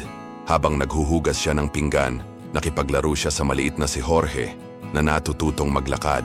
Tinulungan ni Odair ang bata, hinawakan ang kanyang maliliit na kamay at sinisikap na hikayatin siyang gawin ang kanyang mga unang hakbang. Si Isis, nang makita ito, ay ngumiti ng magiliw, pinagmamasdan kung paano inalagaan ng lalaki ang kanyang anak, habang iniisip niya sa sarili, "Nako, kung alam mo lang kung gaano ko kagusto ang mga apo." Ngunit sa labis na pasasalamat ni Isis, sa katahimikan sa bahay isang araw, habang papaalis na siya papuntang palengke, may napansin siyang kakaiba. Napansin niyang may mga lilang marka sa braso ang dalaga na para bang nasugatan. "Anong nangyari sa'yo?" Nag-aalalang tanong niya, pero mukhang hindi komportable ang dalaga at mabilis na sumagot, "Ay wala, aksidente lang." Hindi pinaniwalaan ni Isis ang sagot, ngunit gaya ng dati, sinubukan niyang huwag magtanong ng napakaraming tanong. Naisip niya na marahil ay mas mahusay na huwag makialam, ngunit ang pag-aalala ay nanatili roon. Habang papalayo siya ay nakaramdam siya ng kakaibang sensasyon, parang may hindi tama. Si Odair, na nanonood ng lahat, ay nakadama ng parehong pagkabalisa. May mali, pero hindi niya alam kung ano. Sa opisina, tumawag siya sa isang pinagkakatiwalaang kaibigan, si Sebastião. "Sebastião, kailangan kitang pumunta dito at maglagay ng mga kamera sa labas ng bahay." "Hindi sa loob, sa labas lang," mahinahong sabi ni Oder. Si Sebastião, hindi nakakagulat, ay tinanggap ang misyon. "Sure, pupunta ako kapag sinabi mo."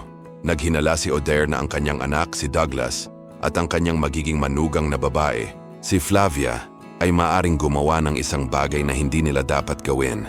Ngunit kung ang kaso ay kasama rin si Isis, kakausapin niya ito. Lumipas ang isang linggo, at sa panahong iyon ay naisip ni Odair kung paano papaalisin sina Douglas at Flavia sa bahay para makuha ang gusto niya. Sa wakas, sa hapunan, inihayag niya ang kanyang ideya. "Paano kung maglalakbay ka sandali? Lumayo sandali at tingnan kung paano nabubuhay ang iba." Huminga ng mas sariwang hangin, umalis sa nakagawian. Agad na napagtanto ni Douglas na alam ang mga paraan ng kanyang ama na may pinaplano. "Seryoso ka?" Nagdududang tanong niya. Ngunit bago pa siya makapagtanong pa, nagawa na ni Oder na kumbinsihin ang dalawa na umalis. Sa pagalis ni Douglas at Flavia, nakita ni Oder ang kanyang pagkakataon. Nang walang tao sa paligid, tinawagan niya si Sebastião upang maingat na i-install ang mga kamera. Sa loob ng maikling panahon, lumitaw si Sebastião at ginawa ang trabaho ng mabilis at mahusay. Hindi man lang napansin ni Isis na abala sa palengke ang nangyayari. Ang plano ay isinasagawa at umaasa si Odair na sa mga kamera ay malalaman niya sa wakas kung ano ang nangyayari sa kanyang bahay. Si Odair ay nasa kanyang opisina, nag-iisip tungkol sa mga bagay na nangyayari sa bahay. Nang tawagan niya ang espesyalista na kanyang kinuha, kinamayan niya ang lalaki at sinabing, "Maraming salamat sa lahat at huwag kang mag-atubiling makipag-ugnayan sa akin kung may kailangan ka." Pag-uwi niya, nakita niya si Isis na nagulat nang makita siyang nasa bahay pa rin. "Bakit hindi ka pumasok sa trabaho?" Tanong niya na may pagtataka. Ngumiti si Odair at sumagot, "Ngayon ay nagpa siya akong magpahinga at pati na rin, I love spending time with Jorge. He's so cute. Can I take him for a walk?" Si Isis walang pag-aalinlangan ay sumang-ayon. "Oo naman, isusuot ko para sa'yo." At habang naglalakad ang lalaki kasama ang maliit sa bakuran, sinamantala ni Isis ang pagkakataon na asikasuhin ang mga gawain sa bahay. Si Isis, bagamat siya ay nambobola na si Odair ay labis na nasangkot sa kanyang anak, ay nag-aalala din. Ayaw niyang masyadong ma-attach sa kanya ang bata, lalo na't si Odair, noong bata pa, ay mahilig makipaglaro kay Jorge. Ngunit ang lalaki ay nabighani sa maliit. Ginawa niya ang lahat upang mapasaya siya. Naglagay siya ng sandbox sa garden, swing at kahit slide para magsaya ang bata. "Tingnan mo kung gaano siya kasaya," sabi ni Odair. Itinuro si Jorge, na nakangiti mula tenga hanggang tainga habang naglalaro. Si Isis, na may nalilitong ekspresyon, ay nagtanong, "Ngunit bakit mo ginagawa ang lahat ng ito?" Napabuntong hininga si Odair, "Dahil umaasa pa rin akong magkaroon ng apo balang araw." Noong araw ding iyon may sorpresa si Odair. Habang nanonood sa mga security camera, nakita niya si Isis na inaalagaan ng kanyang anak ng buong pagmamahal. Hindi lamang niya ito pinakain at pinatulog, kundi umupo rin sa tabi niya. Tinuturuan siya ng mga titik, kulay at iba pang mahahalagang bagay.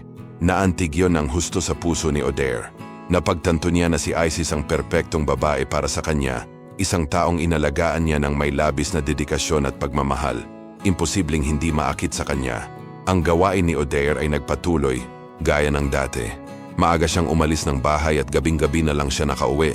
Pero sa tuwing uuwi siya, napapansin niyang abala si Isis, hindi nagpapahinga o nanonood ng telebisyon. Palagi siyang nakakahanap ng gagawin, kahit na wala na siyang gagawin. Ang lalaki ay namangha sa kanyang pagpayag at dedikasyon. Gusto niyang makita iyon sa kanya. Pagkaraan ng ilang linggo, bumalik sina Douglas at Flavia mula sa kanilang bakasyon. Pagkapasok nila sa bahay, huminto si Flavia sa pintuan at nagmukhang hindi nasisiyahan. "Anong amoy niyan?" tanong niya na nag-make face. "Malamang ang amoy ng panlinis. Kakalinis ko lang ng mga bintana at hindi pa tuluyang nawala ang amoy," sagot ni Isis na pilit tinatago ang kanyang discomfort. Si Flavia, nang walang karagdagang salita, ay pumasok, inihagis ang kanyang bag sa sahig at hinubad ang kanyang bota, habang si Isis, gaya ng dati, ay nag-aalaga sa bahay. Inihanda niya ang mesa para may makain ng mga kabataan pagkatapos ng biyahe. Nang gabing iyon, nang umuwi si Odair pagkatapos ng hapunan, wala siyang ideya kung ano ang mangyayari. Pinuntahan niya kung ano ang ipinapakita ng mga kamera, at sa sandaling iyon ay napansin niya ang isang bagay na hindi niya inaasahan. Sa tanghalian, kapag wala siya sa bahay, ang pagkain ay inihanda lamang para sa 2 tao at walang nakakaalam kung nasaan si Isis. "Nasaan ka, Isis?" sigaw ni Flavia na iinip. "Ngayon dadalhin ko na lahat, sandali lang," mahinahong sagot ni Isis. Ngunit nang magpakita siya na may dalang mga pinggan, may nangyaring hindi inaasahan. Si Flavia, galit na galit, tumili at biglang nabasag sa sahig ang plato na dala ni Isis. "Bakit mo ginagawa ulit ito?" naiiritang sigaw ni Flavia. Si Isis, na may kahangahangang kalmado, ay sumagot, "Wala akong 10 kamay. Hindi ako." Maaring nasa lahat ng dako ng sabay-sabay. Naging tense ang atmosphere. Si Odair, na pinapanood ang lahat sa kamera, ay nagpasya na lumabas sa pagtatago at makialam. Lumapit siya kay Flavia at sinabi, "May sasabihin ka pa ba sa akin?" "Ano? Ang ginagawa mo kay Isis?" Pero bago pa man siya makagawa ng anuman ay lumayo na siya. May mali sa bahay, ngunit nagpasya siyang maghintay upang maunawaan kung ano talaga ang nangyayari. Nang gabing iyon, hindi na nakayanan ni Odair ang tensyon at nagtungo sa unang palapag, kung saan nakita niya si Isis kasama ang batang lalaki, gising pa, na naglalaro sa tabi nito. Anong ginagawa mo dito ng gabing-gabi? Tanong niya na may seryosong tono. Pumasok si Odair sa kwarto at nakita si Isis na nakaupo sa sofa. Medyo nag-aalala ang mukha. Lumapit siya at nakangiting nagtanong, "Okay na ba ang lahat? Matutulog na ba tayo?" Tila medyo tensyonado siya. Ngunit, tiniyak siya nito na nagsasabing, "Huwag kang mag-alala. Maaari kang pumunta sa iyong silid kung gusto mo."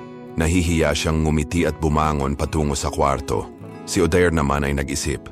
Nitong mga nakaraang araw, hindi niya mapigilang isipin kung paanong may kakaibang bagay na nag-uugnay sa kanya at kay Isis, isang bagay na hindi niya maipaliwanag. Hindi na niya naramdaman ang parehong excitement sa panonood ng mga video na dati ay labis na nagpapatawa sa kanya. Isang araw, umuwi si Odair ng mas maaga kaysa karaniwan. Walang nakakita sa kanya na dumaan sa opisina gaya ng karaniwan niyang ginagawa. Tulad ng araw-araw nagsimula siyang manood ng mga karaniwang video, ngunit iba ang pakiramdam. Pakiramdam niya ay may nagbago sa loob niya. Nang tumingin siya sa monitor, may nakatawag sa kanyang atensyon. Naroon si Isis kasama ang maliit na si Jorge na nagpapakita ng lumang larawan. Ipinaliwanag niya na itinuro ang mga figura. "Narito ang iyong lola at lolo." Si Odair nagulat, ay umiling, sinusubukang maunawaan. "Wala akong naiintindihan," unggol niya. Nakatingin sa screen habang patuloy na pinag-uusapan ni Isis ang tungkol sa pamilya. Ang lalaki, gumalaw, tumayo, nag-isip sandali bago bumalik sa kanyang sariling mga iniisip. Sa mga sumunod na araw, napansin ni Odair ang isang bagong pag-uugali sa Isis. Mas nag-hangout sila ni Jorge at lagi niyang iniisip kung saan sila pupunta. Isang hapon nagpakita siya kasama ang batang lalaki. Nagtatanong, "Mamamasyal ba tayo?" "Jorge?" Gaya ng dati pumayag si Odair. Ngunit sa pagkakataong ito ang paglilibot ay hindi na tulad ng mga nauna. Hindi sila pupunta sa tindahan ng laruan o sa isang lugar na masaya. Sa halip, papunta sila sa medical clinic. Napagpasyahan ni Odair na oras na para mag-imbestiga pa.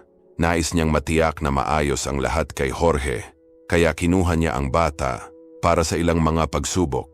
Sa klinika, naging maayos ang lahat. Si Jorge ay ginagamot ng may pag-iingat at nakatanggap pa nga ng isang laruan upang makagambala sa kanyang sarili. Magkahalong ginhawa at pag-aalala ang naramdaman ni Odair. Laging tinatanong ni Isis kung bakit sobrang spoiled ni Odair si Jorge. "Look how cute and intelligent he is." Laging sagot ni Odair na may paghangang pinagmamasdan ng maliit. Kahit nasa bahay siya, parang nag-iba ang routine.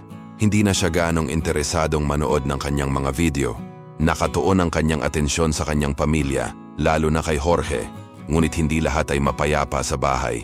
Isang gabi, habang sinusuri ang mga recording ng kamera, nakita ni Odair ang isang eksena na ikinagulat niya. Aalis na si Flavia, ang magiging manugang na babae na halos mapatalon sa galit. "Saan ka na naman pupunta?" Narinig niyang naiinip na tanong ni Odair. Makikipagkita si Flavia sa kanyang kaibigan at tila naiirita. "Lagi mo akong kinokontrol," sigaw niya. Mahinahong sumagot si Odair. "Ano ang magagawa ng matanda? Malapit na akong magpakasal kay Douglas at ako ang may-ari rito."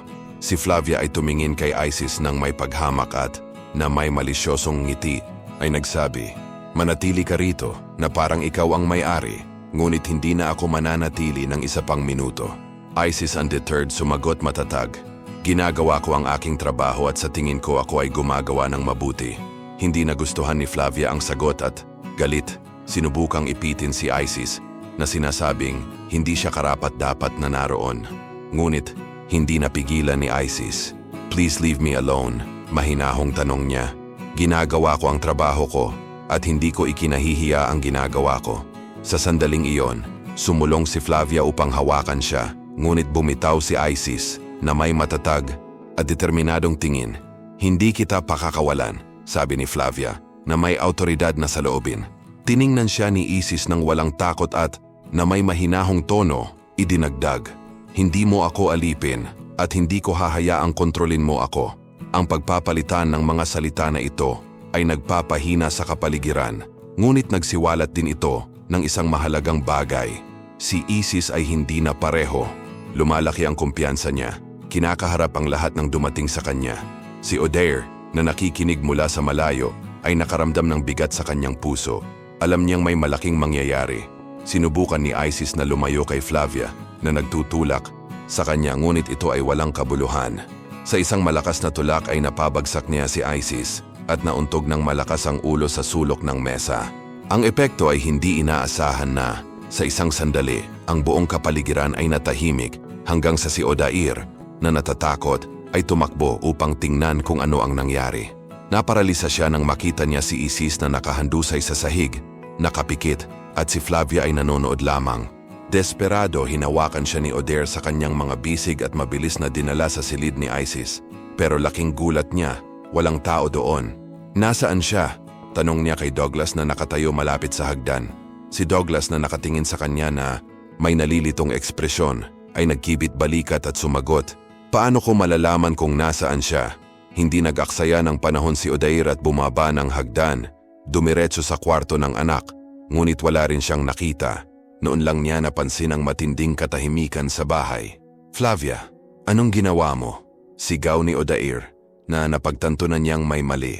Si Flavia, na nakayuko at walang gaanong paliwanag, ay bumulong-bulong na si Isis ay nasugatan habang naglilinis. Nang sahig at nang siya ay bumaba, natagpuan niya ang kanyang walang malay sa sahig. Sa takot, tumawag siya ng ambulansya. Kinuha nila siya, sabi ni Flavia, natatakot na mapagalitan.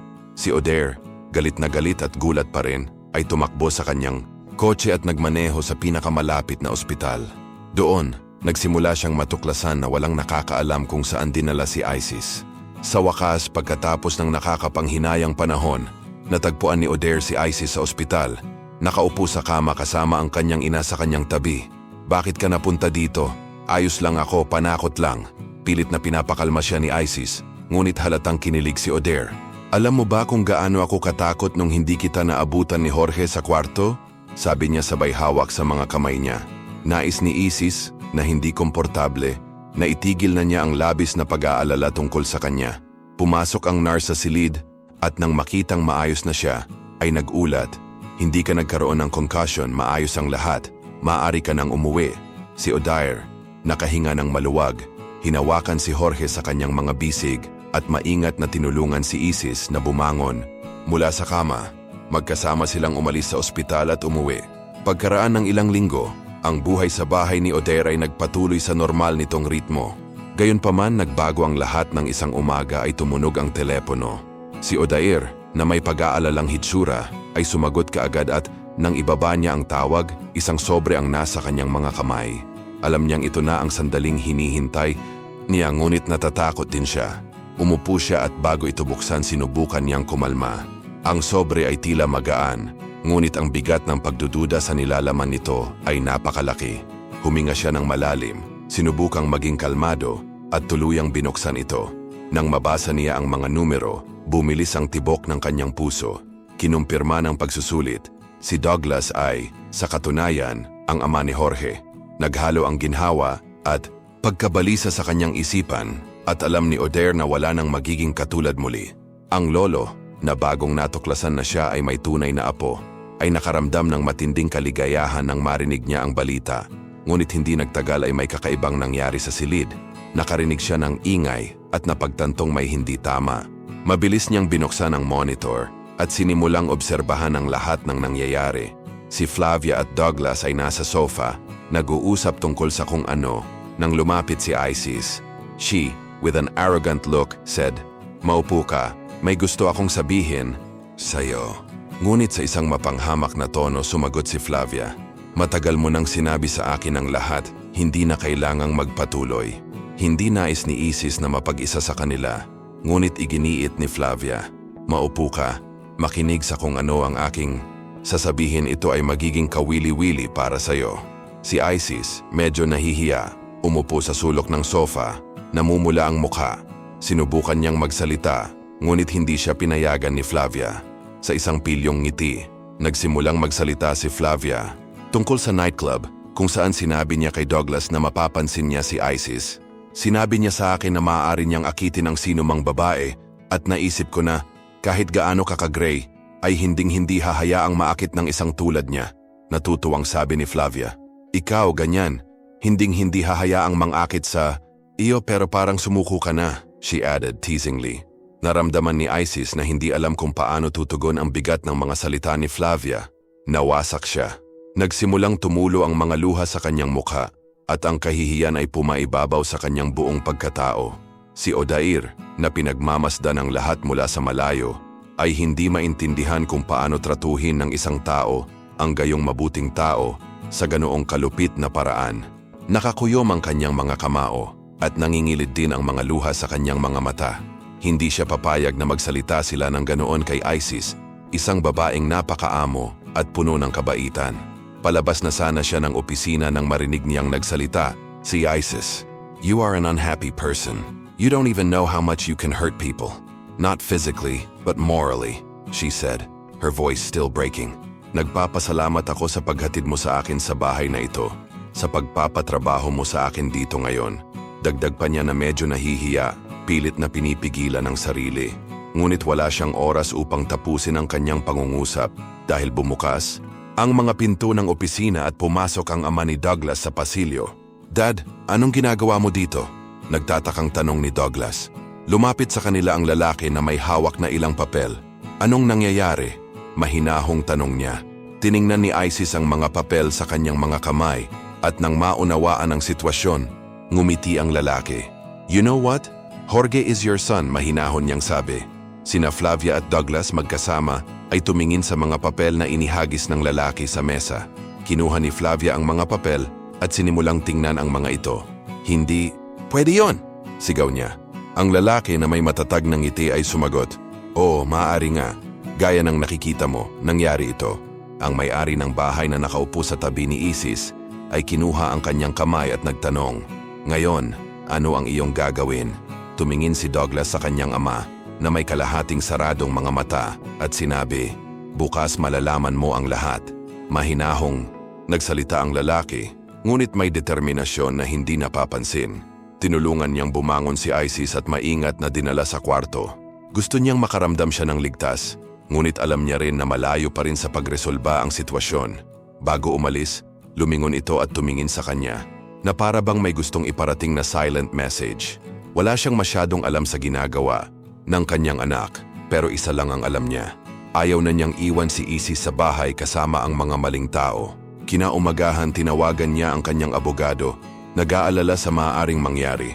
Sa mabigat na puso, ayaw ni Odair na iwan si Isis mag-isa sa bahay kasama sina Flavia at Douglas, kaya tumakbo siya pabalik. Pagdating niya, naabutan niyang nagluluto. Si Isis at laking gulat niya wala sa bahay ang iba. Dahil sa ginhawa, binuhat niya ang apo at nagpa siyang sumama sa paglalakad.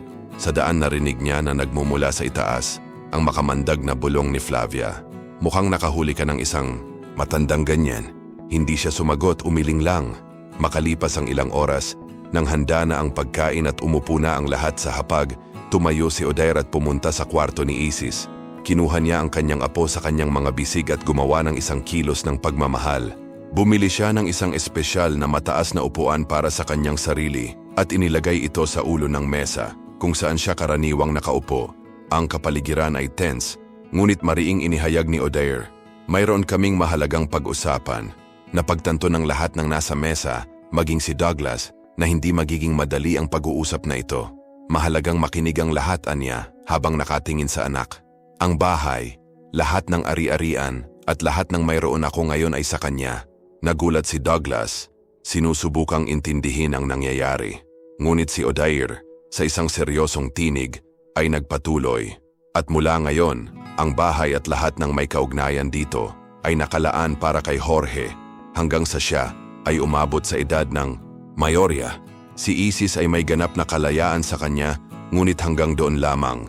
Napatingin sa kanya si Isis, nagulat sa revelasyon, nadagdagan ang tensyon sa mesa.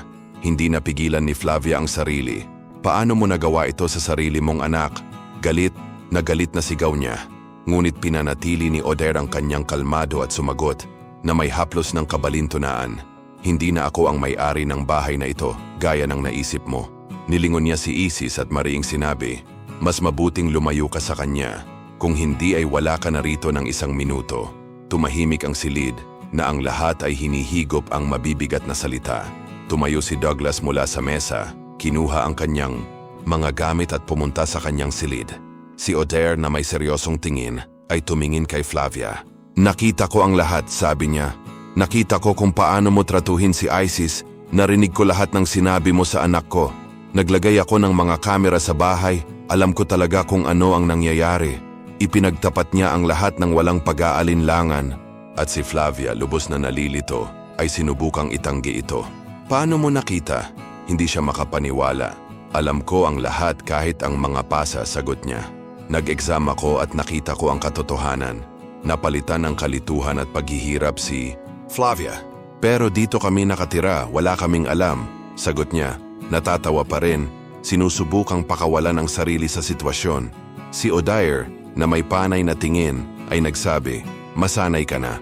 Nagbago ang mga bagay. Binuhat niya ang kanyang apo at si Isis nakatulala pa rin ay hindi alam kung ano ang sasabihin. Ang sitwasyon ay lampas sa kung ano ang maaari niyang isipin, ngunit si Odair ay gumawa ng isang huling komento na seryosong nakatingin sa kanya. Ngayon, oras na para iposisyon mo ang iyong sarili hindi bilang isang utusan, ngunit bilang isang babae, dahil ang bahay na ito ay sa iyo gaya ng sa akin.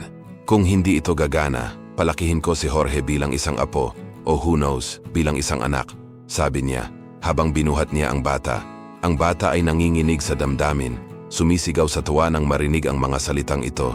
Isang mag-asawa ang lumitaw sa pasilyo at nang marinig ni Flavia ang sinabi, ang kanyang ekspresyon ay naging napakaputla na tila siya ay hihimatayin. Tara, bakit nandito ka pa? Umalis ka nga dito, sigaw niya. Ang ginang ng bahay na may malamig na tingin ay sumagot, huwag kang mag-alala, aalis na kami. At bumulong kay Isis, sinabi niya, I wish you the worst, but happiness for you.